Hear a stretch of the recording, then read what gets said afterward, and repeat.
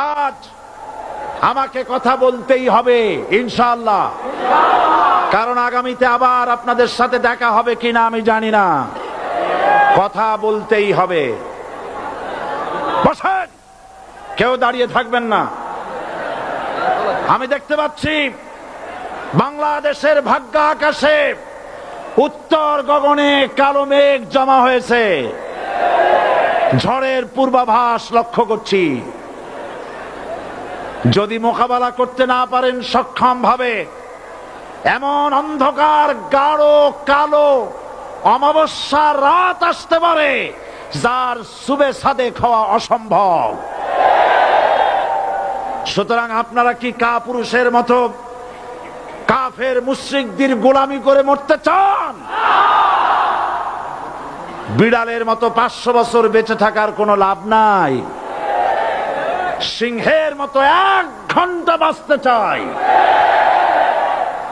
আমাদেরকে বলা হয় সাম্প্রদায়িক উস্কানিমূলক কথা নাকি আমি বলি। পত্রপত্রিকা দিছে না তারা?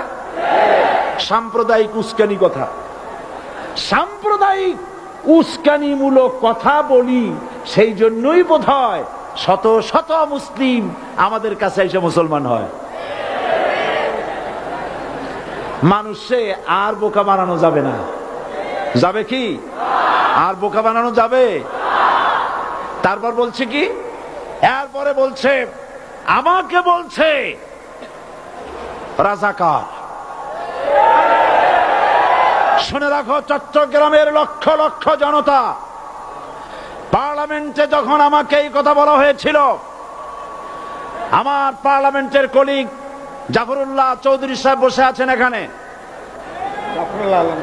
হ্যাঁ, জাফরুল ইসলাম চৌধুরী বসে আছেন পাশে। প্রধানমন্ত্রী সুদ্ধা, অন্তত 3 শতাধিক পার্লামেন্টের সম্মানিত সদস্যরা সেদিন বসা।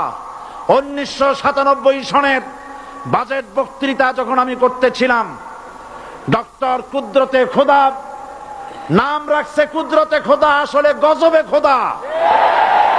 এ লোকটি নাস্তিক, ইসলামের চূড়ান্ত দুশমন। তার প্রণীত শিক্ষা ব্যবস্থার যখন সমালোচনা করছিলাম, ট্রেজারি বেঞ্চ থেকে আমাকে বলা হলো রাজাকার।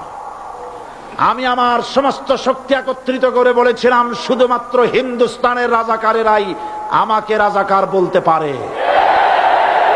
আমি বলেছিলাম 1973 সন পর্যন্ত আমি বাংলাদেশের কোন রাজনৈতিক দলের নেতা এবং কর্মী ছিলাম না। আমি রাজাকার নই। আমাকে রাজাকার বলে যদি তাকেও প্রমাণ করতে না পারে, 10 কোটি টাকার মানহানি মামলা দায়ের করব। আমার এই বক্তব্য সারা দুনিয়া শুনেছে। পার্লামেন্টে আমার এই বক্তব্য রেকর্ড হয়ে আছে।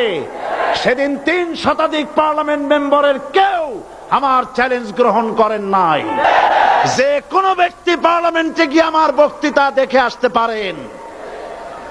এরপরে 1997 সনের 7ই অক্টোবর দৈনিক জনকণ্ঠ পত্রিকা যখন আমার বিরুদ্ধে লিখলো, সেই পত্রিকায় সাইদির ওপেন চ্যালেঞ্জ 8ম পাতা, 1997 7ই অক্টোবর, এত বড় 2 কলমে হেডিং। সেখানে আমি বলেছি, বাংলাদেশের সকল সাংবাদিক, গোয়েন্দা বিভাগ, বাংলাদেশের সকল বুদ্ধিজীবীকে আমি আমার পিরোজপুরে আমন্ত্রণ করছি। আমার উপস্থিতিতে যদি কেউ প্রমাণ করতে পারে বাংলাদেশের স্বাধীনতা যুদ্ধের বিরুদ্ধে আমার কোনো ভূমিকা ছিল, সজ্ঞানে স্বেচ্ছায় জাতীয় সংসদের সদস্য পদ থেকে পদত্যাগ করব। 3 বছর পার হয়ে গেছে, আজ পর্যন্ত কেউ এই চ্যালেঞ্জের মোকাবেলা করে নাই। সুতরাং আমাকে যারা রাজাকার বলবে, তারা পিতৃ পরিচয়হীন অবৈধ সন্তান। 1971 সনের, শোনো মুসলমানেরা, 1971 সনের কোন কাদা সাইদির গায়ে লাগে নাই। আমাকে রাজাকার বলে জনগণ থেকে বিচ্ছিন্ন করবা। জনগণ থেকে আমারে বিচ্ছিন্ন করা যাবে না, কারণ এই জনগণ আমার জন্য আসে না, এই জনগণ আসে আল্লাহর কোরআনের জন্য।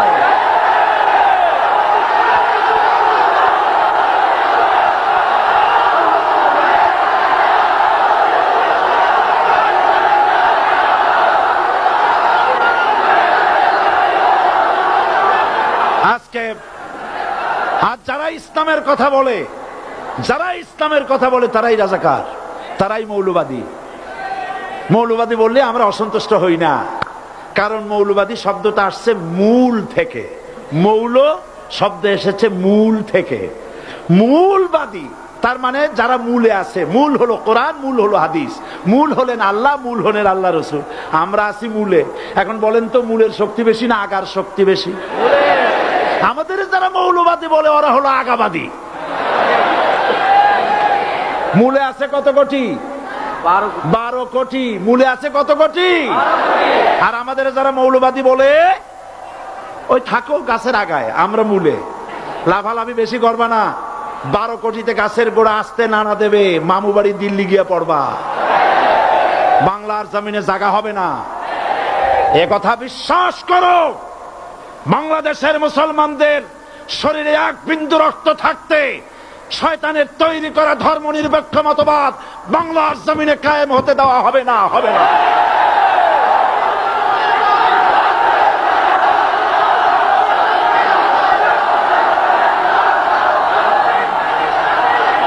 রাসূল করিম সাল্লাল্লাহু আলাইহি ওয়াসাল্লাম কোরআন প্রতিষ্ঠার জন্য আন্দোলন করেছিলেন। আয়াতুল কুরসি আমাদের সে কথাই শিখেছে। আল্লাহ রাব্বুল আলামিন বলেন, আল্লাহু লা ইলাহা ইল্লা হুয়াল হাইয়ুল কাইয়্যুম। প্রাণ খুলে পড়েন, আল্লাহু লা ইলাহা ইল্লা হুয়াল হাইয়ুল কাইয়্যুম। আল্লাহ হচ্ছেন তিনি যিনি ছাড়া কোনো ইলাহা নাই, আইনদাতা নাই, বিধানদাতা নাই। আমরা মানুষের তৈরি করা আইন মানি না। 12 কোটি মুসলমানের দেশে আইন তৈরি করবে মানুষ, আমরা মানব না। পার্লামেন্টে তৈরি হতে হবে কোরআন দিয়ে, পার্লামেন্টে আইন তৈরি হতে হবে কোরআন দিয়ে। সুতরাং ভয় যতই পান আর যতই ষড়যন্ত্র করেন, 4 দল যখন একত্রিত হয়েছে, ঐক্যবদ্ধ থাকবে, সরকার ঐক্যবদ্ধভাবে গঠন হবে, নির্বাচন ঐক্যবদ্ধভাবে হবে এবং কোরআন হবে, আল কোরআনের পার্লামেন্ট হবে বাংলাদেশে।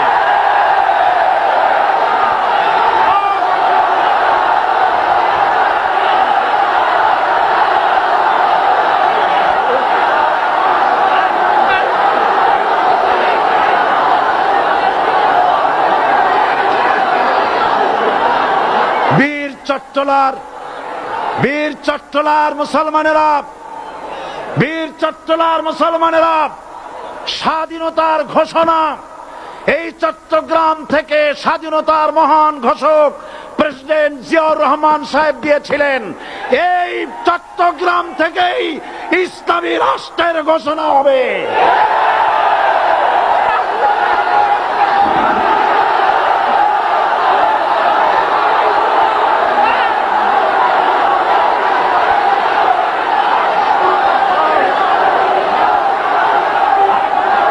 আশাবাদী আপনারা অবশ্যই তা পারবেন।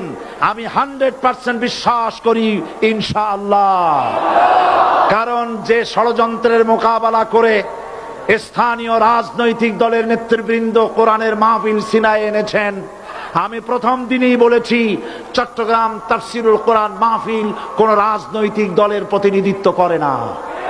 এটা কোন জামাত শিবিরের একক সম্পদ নয়, এটা চট্টগ্রামের মুসলমানদের কলিজার টুকরা তাফসিরের মাহফিল। সুতরাং এই মাহফিল